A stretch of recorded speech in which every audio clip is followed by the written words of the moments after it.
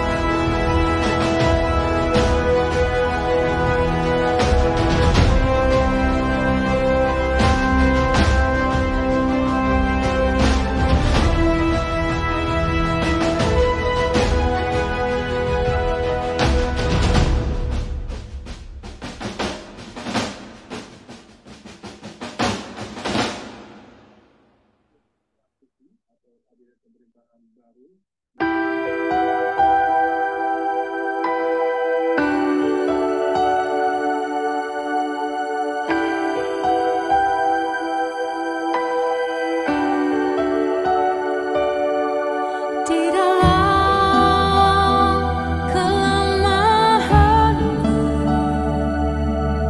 sempurna kuasa-Mu. Hebatnya tentang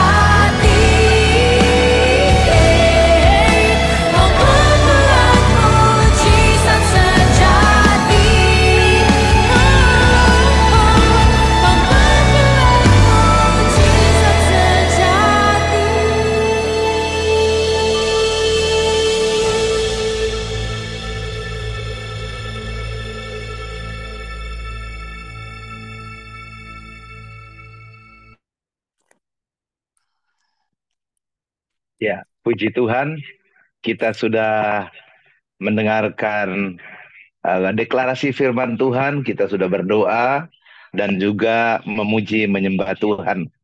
Saatnya kita akan diberkati lewat kebenaran firman Tuhan yang nanti akan disampaikan oleh hambanya, Bapak Pendeta Roritus. Sebelumnya saya akan bacakan pantun. Si Butet pergi kursus, keteknya pakai Rexona. Senyum tipis Paroditus membuat semua terpesona.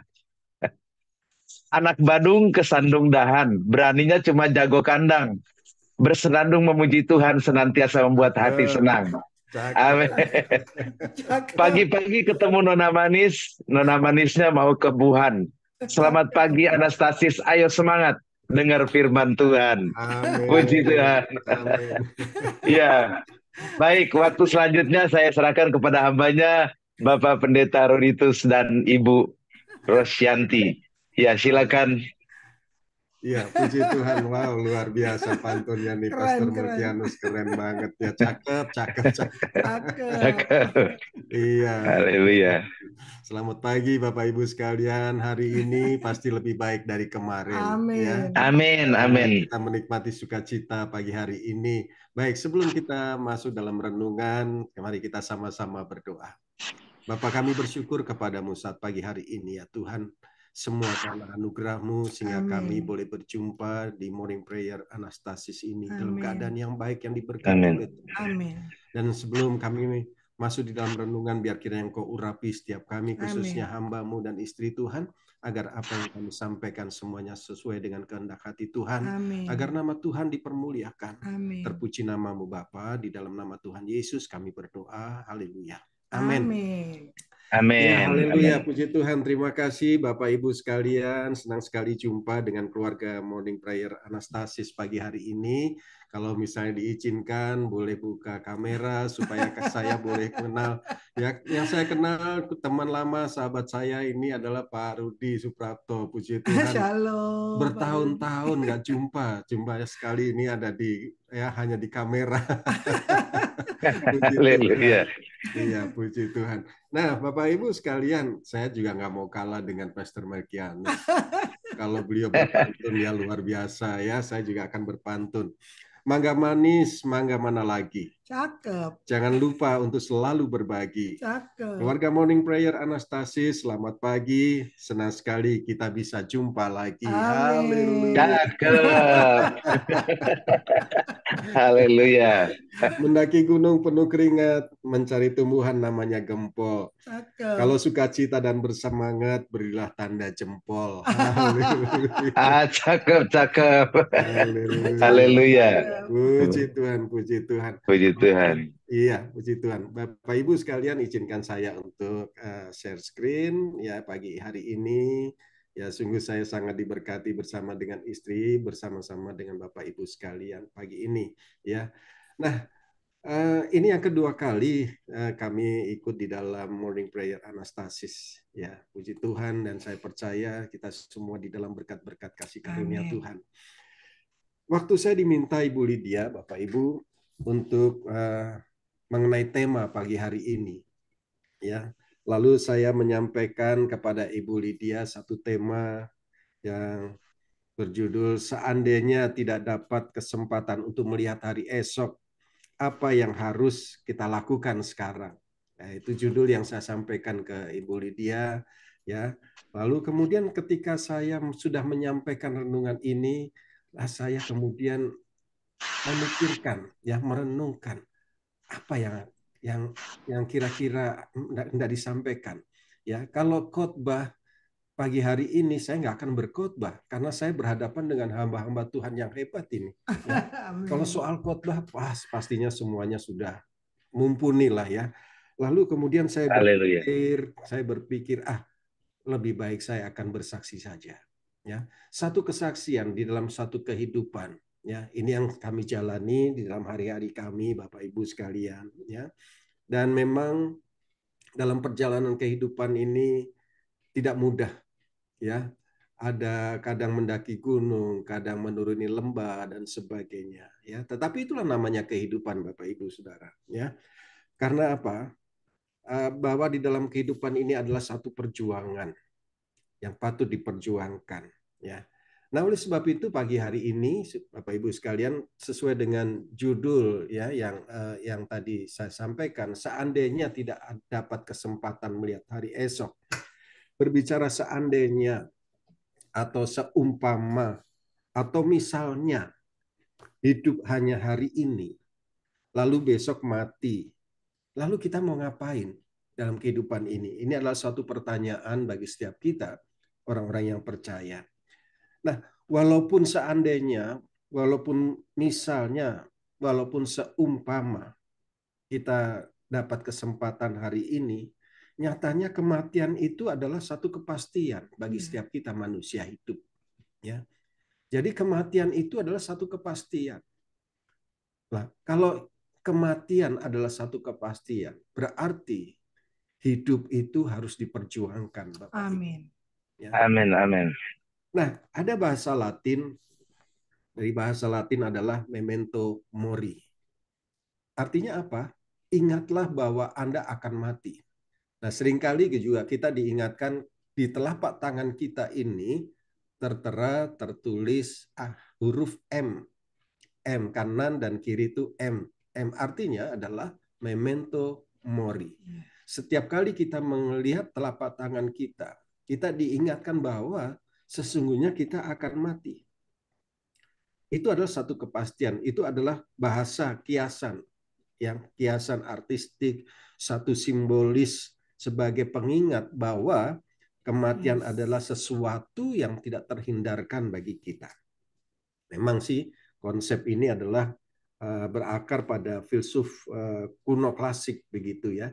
Tetapi juga bagi kekristenan kita bahwa sesungguhnya kematian itu karena dosa manusia pasti terjadi. Nah, oleh sebab itu firman Tuhan mengajar kepada kita Bapak Ibu sekalian.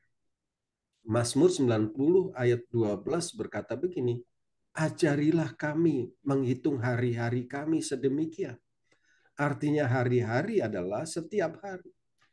Untuk kita diajar bagaimana kita menghitung hari-hari kita hingga kami beroleh hati yang bijaksana. Nah, ini berbicara tentang hati, Bapak Ibu. Ketika hidup ini adalah perjuangan dan kematian itu adalah kepastian, maka hidup yang kita perjuangkan itu adalah begitu banyak kita jumpai peristiwa demi peristiwa. Sehingga ini mempengaruhi hati kita. Baik di dalam kehidupan, kita berusaha, kita hidup di dalam keluarga, kita hidup di dalam pelayanan, semuanya itu akan mempengaruhi hati kita. Oleh sebab itu pemazmur berkata bahwa kita harus menghitung hari-hari kita dengan bijaksana agar kita memperoleh hati yang sungguh-sungguh tertata, hati yang sungguh-sungguh terarah kepada Tuhan. Nah, oleh sebab itu Bapak Ibu, ada satu firman Tuhan di dalam 2 Korintus 4 ayat 16 sampai 18. Perikopnya adalah jangan tawar hati juga waktu menghadapi maut. Ini Rasul Paulus mengatakan hal ini kepada jemaat di Korintus. Jangan tawar hati. Kita tahu Rasul Paulus ini adalah hamba Tuhan yang dipakai dengan penuh urapan, begitu dahsyat dan sebagainya. Banyak peristiwa yang dihadapi oleh Rasul Paulus ini. Karam kapal lah, dianiayakah, dipenjarakah, dan sebagainya, dan sebagainya. Oleh sebab itu, ini sesuatu perikop yang sangat powerful. Jangan tawar hati. Juga waktu menghadapi maut. Jadi setiap saat maut itu pasti akan terjadi. Berbicara tentang maut, Bapak Ibu, saudaraku yang dikasihi oleh Tuhan, ada 3 hal yang kita tidak tahu tentang kematian. Yang pertama, kita tidak tahu kapan kita akan mati. Ya, kita masing-masing tidak tahu kapan kita akan mati. Lalu yang kedua, kita tidak akan pernah tahu di mana kita akan mati. Kalau kita diminta untuk memilih, tentu kita memilih, kalau sedang tidur di tempat tidur, maka biarlah kita mati, meninggal. Artinya dengan tenang, begitu kan? Kalau itu keinginan, tapi kan kita nggak tahu di mana kita akan mati. Lalu yang ketiga, dengan cara apa kita akan mati, kita tidak ada yang tahu. Itu satu misteri kekuasaan Tuhan. Dan itu kekuasaan yang mutlak yang terjadi atas kita, dan kematian itu ada di sana. Dan kita akan menghadapinya. Nah, 2 Korintus 4 ayat 16 sampai 18 berkata begini. Sebab itu kami tidak tawar hati. Rasul Paulus mengajarkan kepada kita untuk tidak tawar hati. Apapun tantangannya, apapun masalah yang sedang kita hadapi, pergumulan apapun yang sedang kita hadapi dalam kehidupan ini, jangan tawar hati. Sebab itu kami tidak tawar hati, tetapi meskipun manusia lahiriah kami semakin merosot. Oh ya, manusia lahiriah kita pasti merosot. Sejak dari bayi, meningkat remaja, dewasa, lalu kemudian kita menjadi tua dan seterusnya. Keterbatasan manusia lahiriah kita pasti akan merosot. Siklusnya dari naik, dari bawah naik ke atas, kemudian akan menurun kembali ke bawah, dan itu adalah manusiawi, dan itu adalah memang kenyataan dalam kehidupan ini. Namun manusia batiniah kami diperbaharui dari sehari ke sehari. Ini dia. Jadi manusia kita, lahiriah kita semakin merosot, tetapi manusia batiniah kita harus diperbaharui. Amin. Dari sehari ke sehari. Dengan apa? Menata hati kita dengan bijaksana. Supaya hati kita memperoleh hati yang bijaksana dan terarah kepada Tuhan. Apakah ini mudah? Tentu tidak. Ya.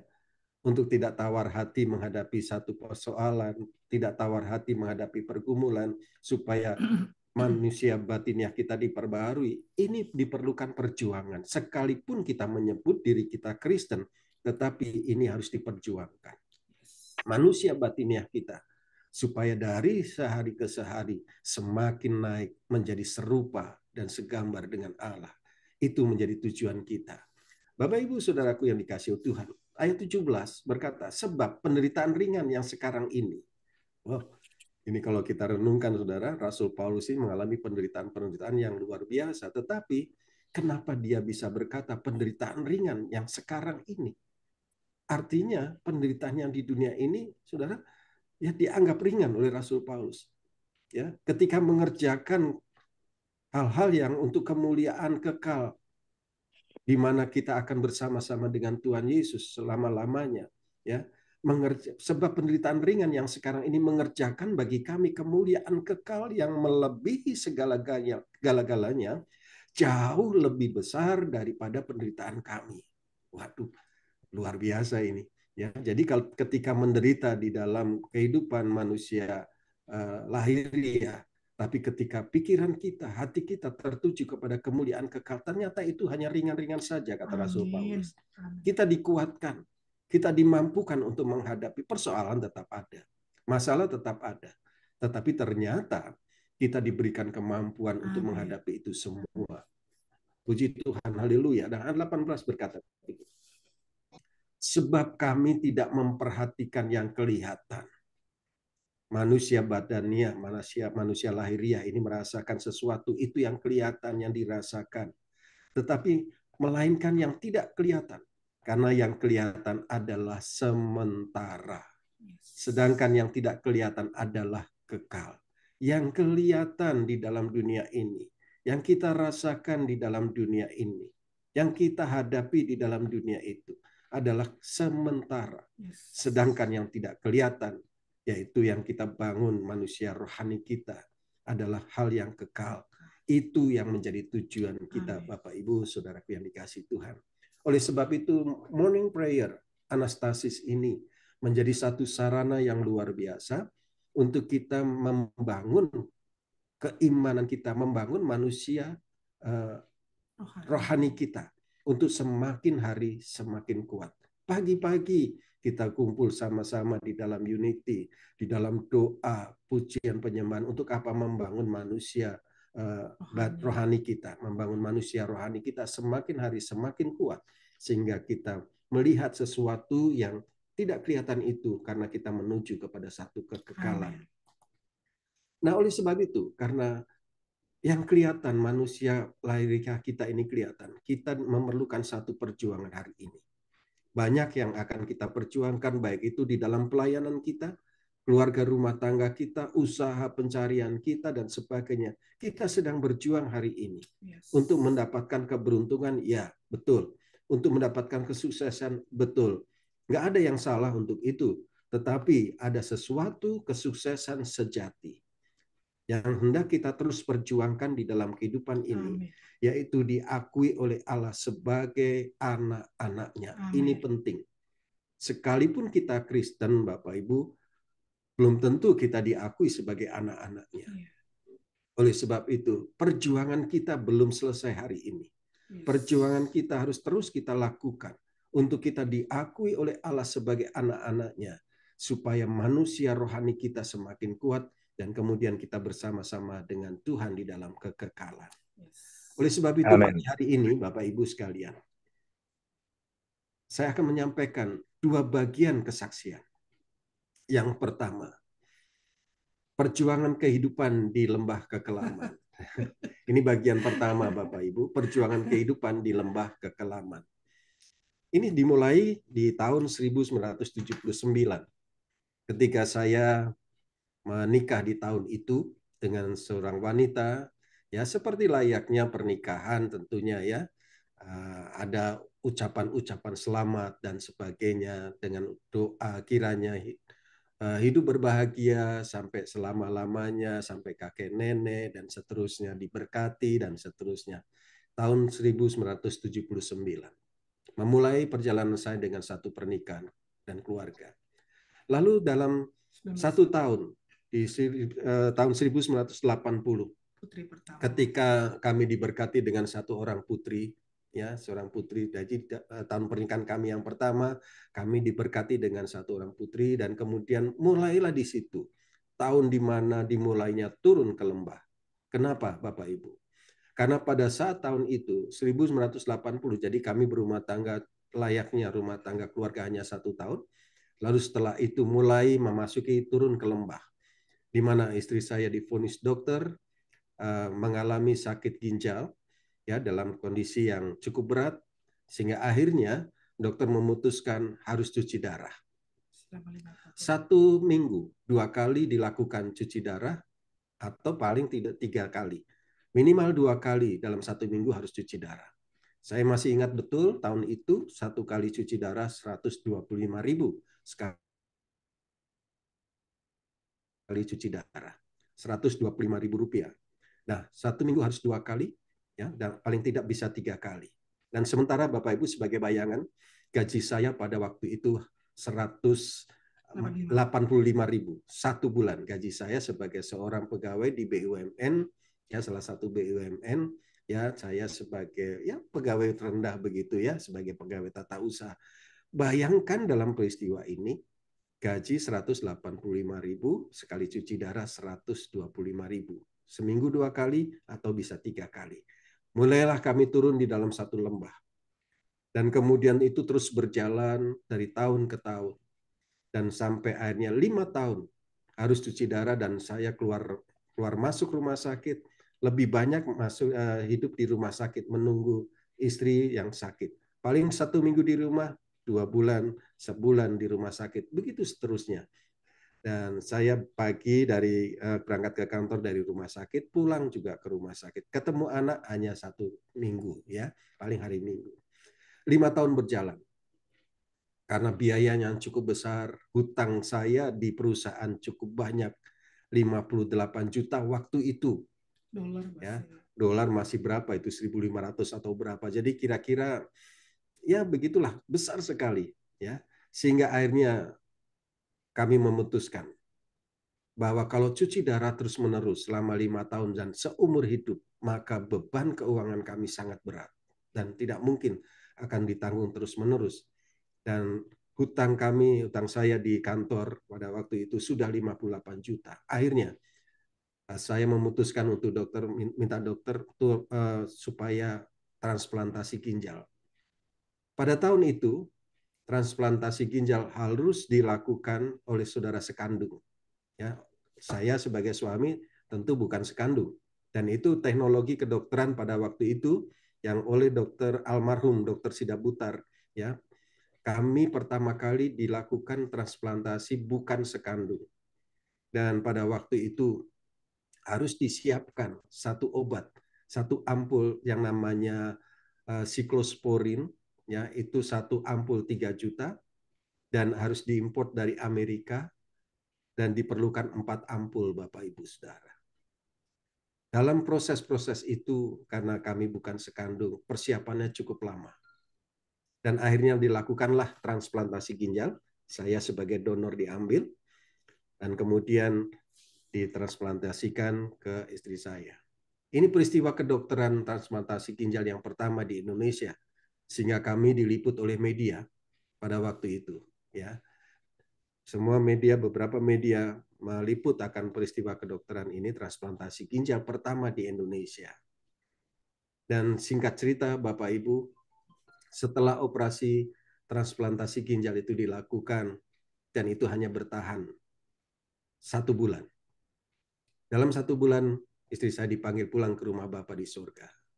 Dan inilah namanya tahun pengorbanan. Tahun 1985 adalah tahun pengorbanan dan perjuangan kehidupan di lembah kekelaman.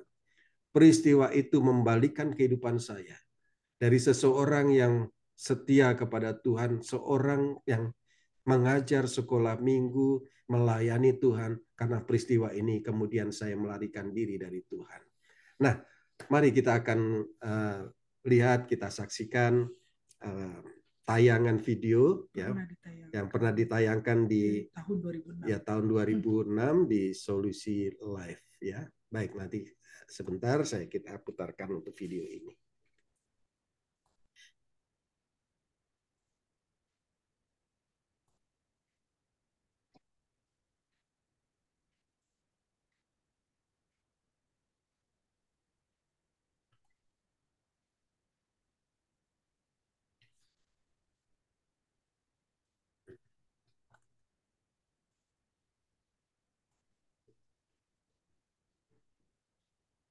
Bertahun-tahun istri Roditus harus bertahan dalam sakit ginjalnya, dan Roditus pun semakin tertekan dengan tingginya biaya cuci darah yang harus ia tanggung. Dan pemirsa, seorang suami harus berjuang keras untuk membiayai biaya pengobatan istrinya yang divonis dokter gagal ginjal. Dan transplantasi ginjal dianggap menjadi jalan keluar yang paling baik dari musibah ini. Berikut kisah dari Roditus.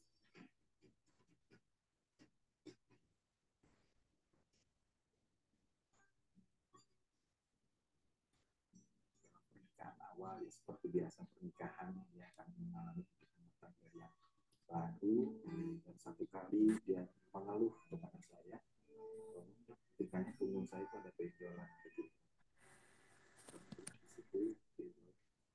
Itu ternyata ketika akhirnya kami bawa ke rumah sakit, dia sakit ginjal.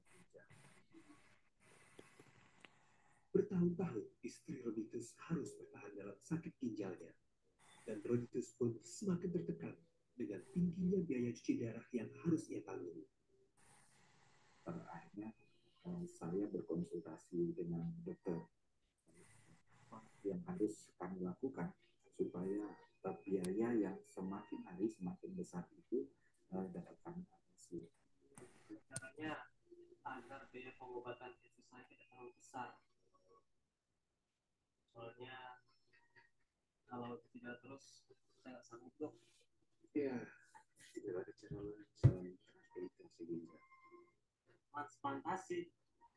Setelah melalui proses pemeriksaan sebenarnya kakaknya itu cocok ya, ginjalnya cocok, tetapi kakaknya ini kemudian mengundurkan diri, lalu beralih dengan ibunya diperiksa juga dan ternyata cocok ya, tapi ibunya kata dokter sudah terlalu lanjut. Untuk transplantasi ginjal itu memang lebih baik dengan orang yang sama-sama punya golongan darah yang sama. Demikian karena dengan golongan darah yang sama diharapkan tidak terjadi penolakan di dalam tubuh.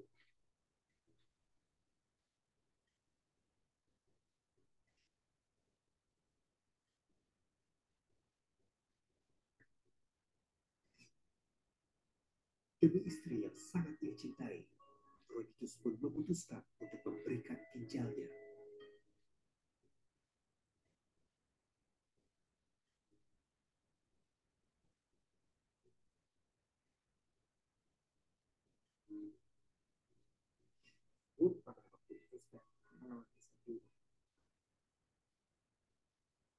perasaan takut, rasa tidak ada harapan,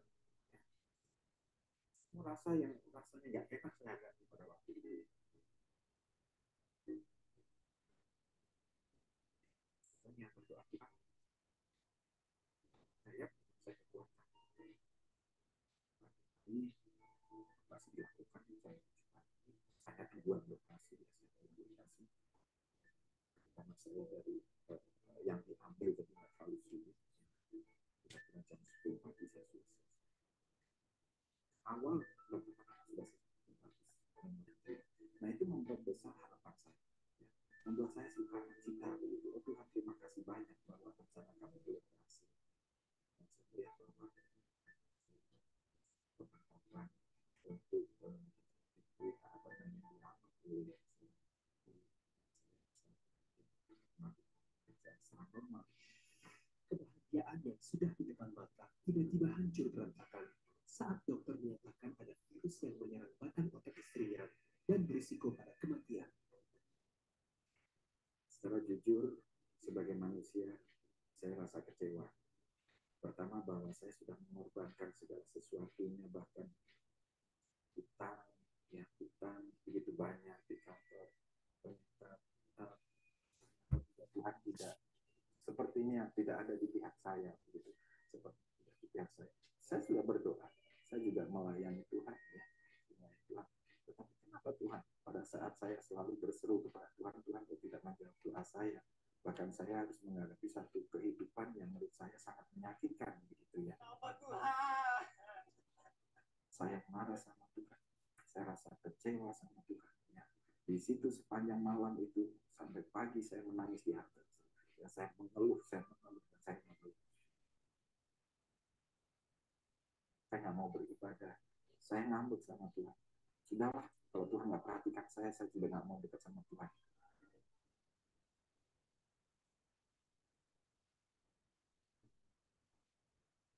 Peristiwa itu menyebabkan kekecewaan yang sangat mendalam bagi Rodikus.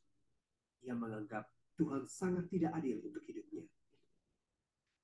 Namun, salah seorang temannya selalu setia membujuk Rodikus untuk kembali kepada Tuhan. Sampai kapan kamu lari dari Tuhan? Saya mengerti kemudian bahwa sebenarnya saya sedang diuji sama Tuhan. Bahwa Tuhan sesungguhnya menghendaki manusia batinnya yang kuat. Satu karakter yang kuat.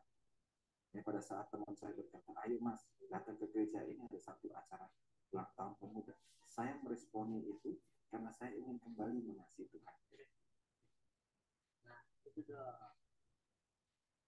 Dalam acara ibadah tersebut, Rodikus diperkenalkan dengan Rosianti, seorang wanita yang di kemudian hari membuat hidup Rodikus banyak berubah.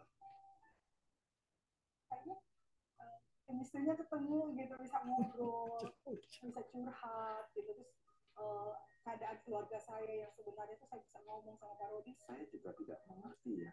Semakin lama kami semakin dekat. Saya terbuka sama dia terbuka dengan saya. Kami saling melengkapi begitu. Dalam keadaan yang masih terlilit hutang, Rodikus pun memberanikan diri untuk menikahi Rosianti. Banyak yang tidak menyetujui tentang menikah. Banyak gitu ya. Jodoh saya, dan Tuhan tapi saya minta ya karena dilunasin gitu. Untuk cara itu gimana? Karena menurut dia di cerita-cerita dan saya berpuasa 3 hari itu benar-benar puasa Esther pertama kali yang saya lakukan dalam hidup saya. Jadi saya bilang, ini adalah masa depan saya. Saya nggak tahu apa yang akan terjadi di depan, tapi saya tahu bahwa pasti rencana Tuhan itu baik buat saya. Oleh karena kasih karunia Tuhan, perusahaan di mana saya bekerja kemudian menyatakan bahwa hutang-hutang yang 56 juta itu dipotong 50%. Kami menikah Maret, itu sebulan kemudian saya hamil, itu dipotong lagi kurang lebih 10% kalau nggak salah ya, dan lunasnya itu waktu Ridho lahir 2 tahun kemudian. Jadi itu perlahan tapi pasti Tuhan memang bikin kita nggak berhutang. Dia membuat saya itu merasa sangat berharga banget. Katanya apapun yang dia lakukan itu semuanya yang terbaik buat istri dan anak-anaknya. Semua berita yang telah Tuhan gantikan dengan sukacita yang sempurna. luar biasa buat saya yang sangat berat ya.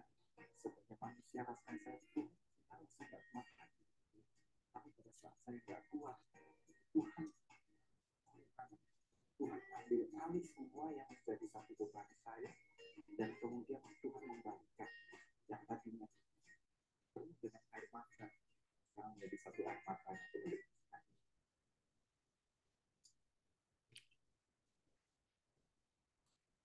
Bertahun-tahun istri Roditus harus bertahan. Iya, puji Tuhan.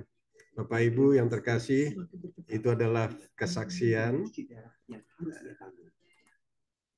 Iya, satu kesaksian awal di bagian pertama Bapak Ibu, babak 1. Nah, itu memang tidak mudah. Tidak mudah. Babak yang pertama tidak mudah dan kami melalui perjuangan. Baik Bapak Ibu, kami akan lanjutkan di dalam babak berikutnya. Babak kedua ya. Kemarin tanggal 20 Maret betul. Kita baru kami ya tanggal 20 Maret yang lalu kami anniversary yang ke-37 ya, puji Tuhan.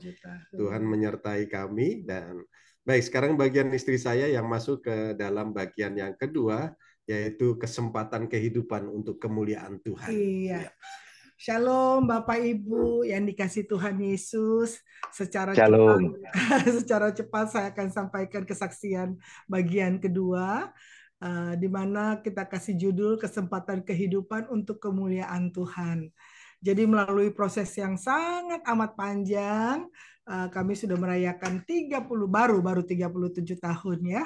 Nah, hadiahnya itu tahun lalu.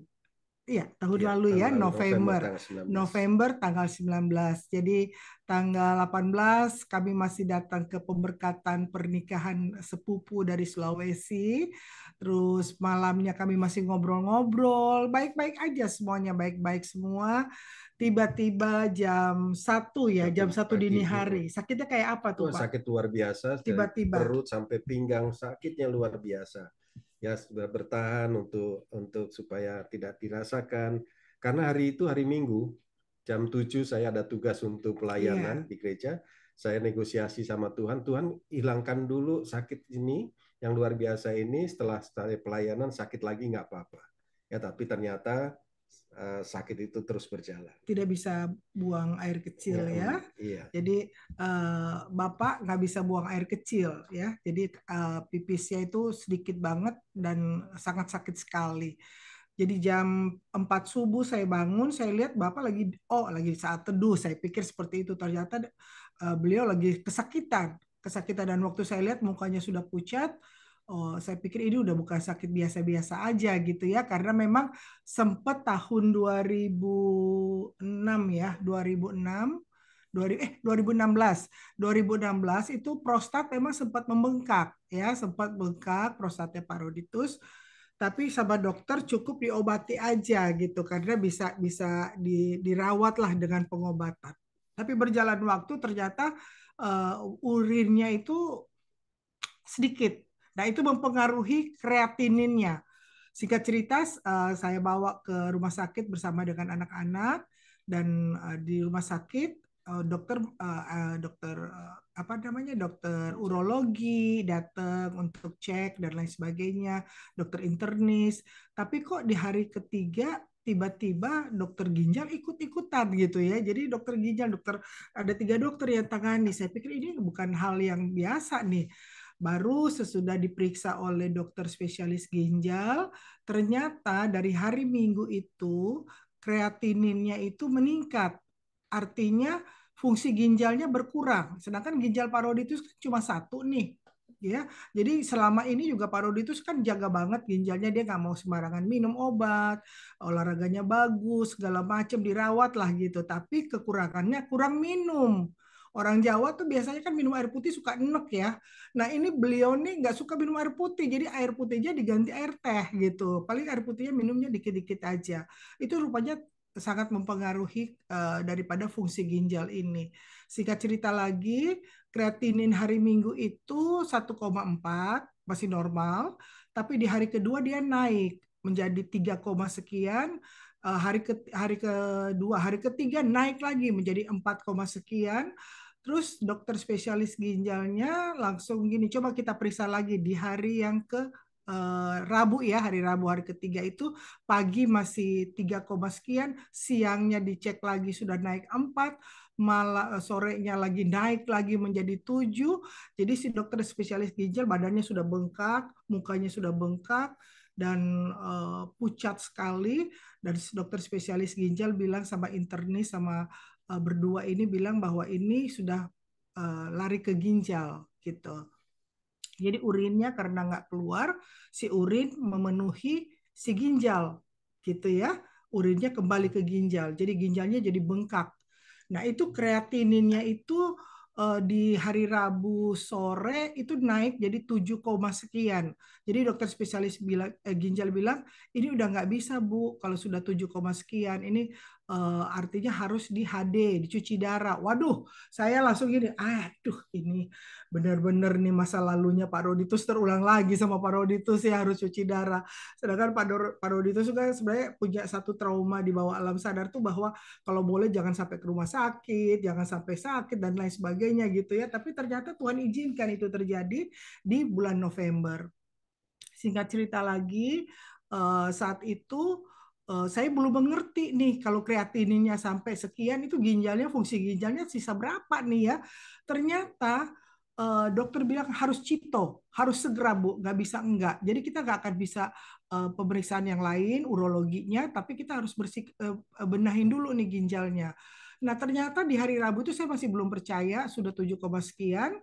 Saya bilang dok boleh nggak sekali lagi diambil dicek darah lagi dok supaya lebih jelas lagi. Saya pikir ada mujizat terjadi. Ini kan kita sudah bawa dalam doa lah segala macam gitu ya. Kita sudah banyak yang mendoakan lah. Ternyata Bapak Ibu Saudaraku yang terjadi apa? Kreatininnya malah tambah naik jadi 8,36. Artinya fungsi ginjal Pak Roditus yang tinggal 1 itu hanya berfungsi 2%. Gitu ya, hanya berfungsi 2%. Jadi waktu dokter ngomong kayak gitu, saya nggak mau tunjukin ke Pak Roditus gitu ya, kan itu bicaranya di luar. Saya cuma bilang sebentar ya dok, untuk HD itu saya perlu persetujuan anak-anak. Jadi saya lari ke belakang, saya cari tempat yang sepi. Di situ saya mau nangis, saya nggak bisa nangis. Tapi yang muncul adalah satu pujian yang saya refnya aja ya. Tiba-tiba Roh Kudus taruh impres dalam hati saya. Layak dipuji, disembah, Kaulah yang bertahta dulu, sekarang, dan selamanya. Amin. Lagu itu terus masuk dalam hati saya, pikiran saya. Jadi saya udah nggak lagi nangis minta mujizat, saya nggak nangis minta apa-apa. Yang saya alami saat itu berdua dengan Tuhan adalah Tuhan tuh dahsyat banget ya. Tuhan membawa kami Amin. kehidupan kami. Tuhan tuh layak dipuji dan disembah. Jadi waktu Amin. saya nyanyikan pujian itu, disitulah air mata saya keluar. Jadi saya tuh keluar tuh air mata cuma karena mengagumi kedahsyatan Tuhan. Saya cuma bilang gini, Tuhan, Haleluya. perjalanan kehidupan suami kami, suamiku gitu ya, itu ada dalam tangan Tuhan. Kami sudah melewati sudah hampir 37 tahun ya. Maret ini maksudnya. Tahun depan kami akan merayakan 37 tahun. Dan Tuhan bawa kami di dalam satu unity yang luar biasa sebagai suami istri. Kami diberikan kesempatan melayani pelayanan keluarga, berdua, dan lain sebagainya. Tapi kalau Tuhan izinkan ini terjadi, udah layaklah dipuji dan disembah deh Tuhan Yesus. Saya bilang kau layak dipuji dan disembah. Lakukan apa yang Tuhan mau lakukan. Jadi akhirnya anak-anak datang, kami nangis bareng. Tapi di depan kita nggak boleh nangis ya sama papa. Oke, mah, oke, katanya gitu. Ada anak juga punya doa yang kuat gitu ya. Mereka bilang, dalam nama Tuhan Yesus pasti Tuhan akan berikan papa ginjal yang baru. Nah, akhirnya malam itu dijadikanlah, ini terjadilah HD ya, cuci darah. Puji Tuhan, cuci darah ini berjalan selama 2 jam dan hasilnya jadi bagus ya. Sekitar jam 3 subuh, 4 subuh itu hasilnya keluar dan dikatakan di situ bahwa kreatininnya Bapak turun lagi menjadi normal 1,4. Artinya fungsi ginjal kembali normal. Wah, saya terima kasih Tuhan Yesus, kita berdoa sama anak-anak. Nah, akhirnya dokter bilang, oke, bisa diadakan operasi untuk apa namanya saluran kemihnya dioperasi supaya bisa dipasang stent gitu ya, dipasang stent supaya bisa keluar si urin. Jadilah operasi tuh ya, operasi gagal Bapak Ibu tuh operasi 2 kali. Jadi operasi pertama dokter bilang paling 1 jam Bu, tenang aja nih ya, operasi pertama udah semangat saya doa puasa, Bapak masuk dalam ruang operasi. Ternyata 1 jam kemudian suster keluar dong, Ibu dipanggil sama dokter. Waduh, jantung saya udah kayak di sinetron nih. Ada apa nih Tuhan gitu ya. Saya masuk ke dalam, terus ternyata dokternya bilang operasi pertama gagal Bu, nggak bisa kami pasang stent. Kenapa? Karena ginjal Bapak tiba-tiba naik lagi kreatininnya gitu ya, bengkak dan nggak bisa nerobos ini alat, dia bilang gitu. Terus mesti gimana Dok? Kami akan operasi bagian belakang untuk mengeluarkan cairan yang ada di ginjal karena ginjalnya sudah sangat bengkak sekali. Lakukan Dok, apa yang bisa dilakukan? Kira-kira berapa lama Dok? 1 jam kata dokter. Sudah singkat cerita 1 jam saya nunggu lagi doa pujian penyembahan. Ternyata yang terjadi adalah apa? Balik lagi si susternya, Bu dipanggil lagi sama dokter. Puji Tuhan anak-anak saya udah ngumpul semua nih. Masuk ke dalam saya udah bahasa roh terus. Saya bilang Tuhan, kehendak Tuhan yang jadi, suamiku ada dalam tangan-Mu dan semuanya ada dalam tangan Tuhan. Saya udah berpikir ini apa terjadi malpraktek atau apa gitu ya, kok bisa gagal gitu. Saya udah nggak mau denger lagi. Dan apa yang terjadi Bapak Ibu? Dokternya bilang Bapak sudah ada di ICU. Waduh, jantung saya sampai nggak makdek deh pokoknya ya, sudah di ICU gitu. Artinya kan berarti sudah sangat, kenapa suami saya Dok kok bisa jadi kayak gini? Dokter kan bilang gini, kenapa bisa ada di ICU? Enggak Bu, enggak apa-apa Bu, ICU Bapak sehat kok, Bapak kondisinya kuat kok. Hanya harus dipantau Bu, karena kreatinnya tiba-tiba naik lagi gitu. Ya sudah, saya nggak mau lagi dengar apa kata dokter karena saya tahu Tuhan kan pakai dokter-dokter juga ya. Tapi saya cuma mau ingatkan terus dalam hati pikiran saya tentang kebenaran firman Tuhan gitu. Jadi saya pergi ke ruang ICU, saya doakan suami saya olesi minyak urapan, sudah saya bawa dalam doa pujian penyembahan. Saya memuji Tuhan aja terus, itu lagu tadi itu layaklah dipuji dan disembah itu terus saya nyanyikan terus pujian itu. Nah, akhirnya malamnya sesudah kondisi Bapak stabil, dibawalah dengan ambulans. Ya, dibawa dengan ambulans untuk dirujuk ke rumah sakit Cikini. Jadi di Tebet tadinya, karena dokter urologinya ada di Tebet, tapi juga ada di Cikini. Dan beliau bilang harus ke Cikini Bu, karena cairan kontras yang untuk menerobos saluran kemihnya Bapak itu nggak ada di Tebet, adanya di Cikini. Saya bilang lakukan semua yang terbaik Dok. Kami pergilah ke Cikini untuk dilakukan tindakan seterusnya. Jadi akhirnya operasi yang ketiga, ya itu operasi yang ketiga. Di situ dilakukan dengan cairan kontras. Puji Tuhan bisa dipasang stent dan akhirnya stentnya berjalan sampai dengan bulan Desember, Januari, Februari dan Maret. Operasinya berjalan dengan baik dan akhirnya stentnya dicabut ya, dioperasi lagi, dan puji Tuhan yang luar biasa ginjal Bapak itu kembali ke normal ya, kembali ke normal. Puji Tuhan. Ya itu luar biasa banget nih masa pemulihan di mana Bapak harus belajar jalan lagi karena selama hampir 2 minggu ada di rumah sakit ya, belajar belajar jalan lagi, terus yang di sini HD harus dicabut lagi itu ya, sudah seperti itu Bapak Ibu Saudaraku. Dan di dalam masa pemulihan itulah Tuhan terus berkarya dengan luar biasa ya. Sehingga saya bersyukur banget sih anak-anak kami, anak-anak yang dari saya itu kan ada 3 ya. Ada 3 dan anak yang pertama Nino itu sudah kasih cucu 2. Terus anak yang kedua belum. Mereka sudah menikah ya, ini yang berdua mereka belum dikaruniai, sebentar lagi. Ini yang ketiga masih belum, masih single. Ini juga yang bungsu ya, ini cucu 2. Puji Tuhan. Jadi saya bersyukur banget bahwa memang keluarga adalah benteng pertahanan kita ya. Jadi terus kita jaga keluarga kita seperti itu. Iya. Bapak Ibu yang terkasih, keluarga Morning Prayer Anastasis yang diberkati Tuhan, akhirnya burung tekukur bukanlah burung pelikan. Cakep. Bersihkan kandang, pakailah sikat. Cakep. Bapak Ibu, renungan ini cukuplah sekian. Doa kami kiranya menjadi berkat. Amin. Haleluya, puji Tuhan, puji Tuhan. Yuk kita tutup dalam doa singkat. Iya. Terima kasih Bapak Surgawi, terima kasih Tuhan Yesus, terima kasih Roh Kudus.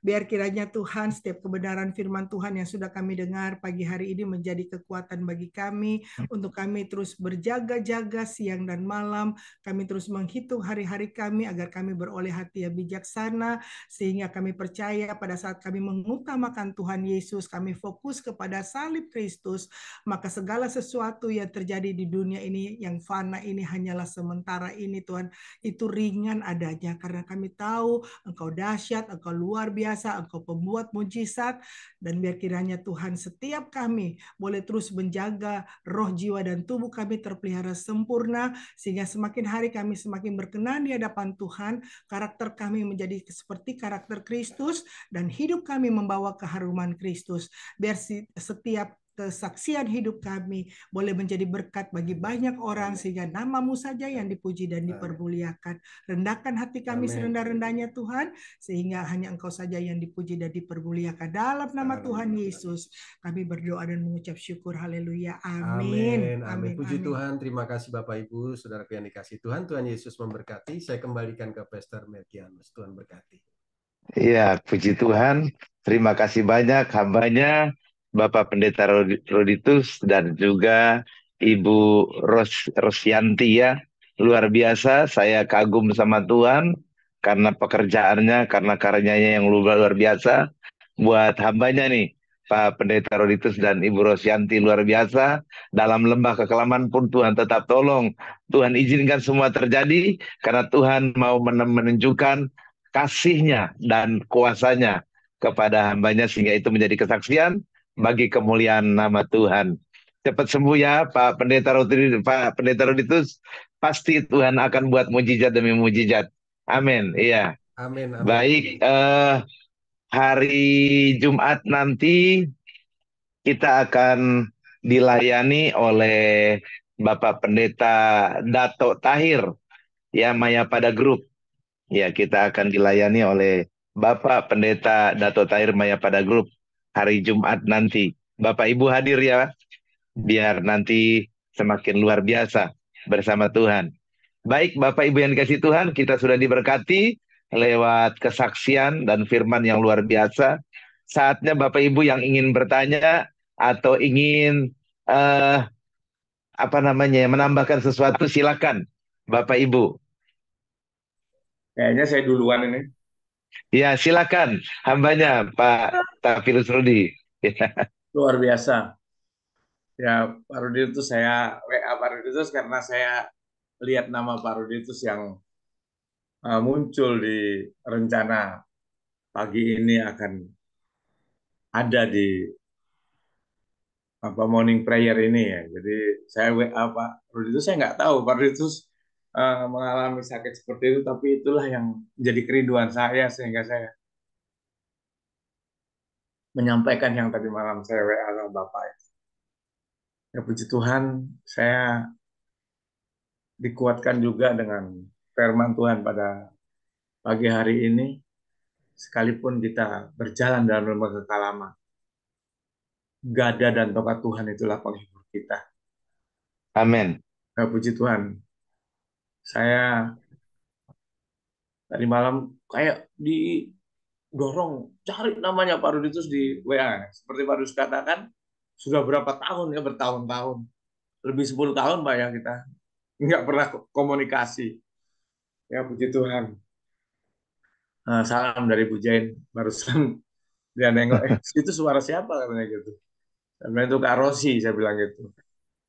Ya puji Tuhan, Tuhan Yesus dahsyat. Ya ini satu khotbah yang sebenarnya kalau dikhotbahkan sampai besok pagi mungkin belum selesai nih ya khotbahnya. Haleluya. Dahsyat tangan Tuhan itu bekerja. Ya puji Tuhan. Saya sambil dengar tadi ngobrol sama istri, kita cuma dengar dulu Kak Rosi sakit yang parah banget gitu ya.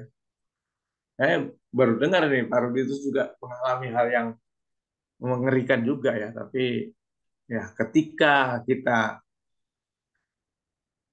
tidak minta lagi apa-apa sama Tuhan, ya Matius 6 ayat 33 katakan carilah dulu kerajaan Allah.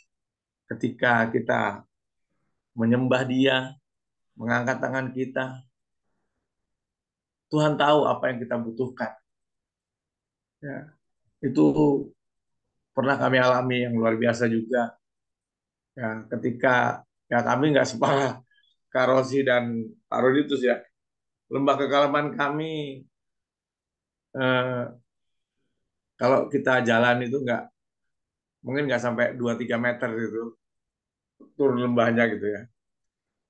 Dan kami tidak berdaya berdua. Tapi ketika Tuhan Tuhan nggak menaruhkan untuk kami berdoa minta apapun, tidak. Kami berdua cuman istri main gitar karena saya nggak bisa main gitar. Dan nyanyi juga nggak nyanyi gitu. Jadi kami hanya menangis dan eh, apa namanya masuk dalam penyembahan saja. Ceng ceng ceng ceng ceng apa nggak pakai lagunya ya bermasmur saja, memuji ya berzikir lah gitu ya, menyebut nama Tuhan. Subhanallah, Tuhan itu dahsyat, Tuhan itu hebat itu. Dan ternyata Tuhan mengerjakan hal yang di luar akal manusia gitu ya. Memang damai sejahtera Allah itu melampaui segala akal. Terima kasih Pak Rudi, itu sangat menguatkan saya pagi hari ini. Tuhan Yesus memberkati. Salam hormat untuk keluarga. Kami sangat rindu. Tuhan berkati. Amin. Terima kasih Pak Rudi. Amin. Tuhan berkati. Ya. Terima kasih hambanya Pak Taufik.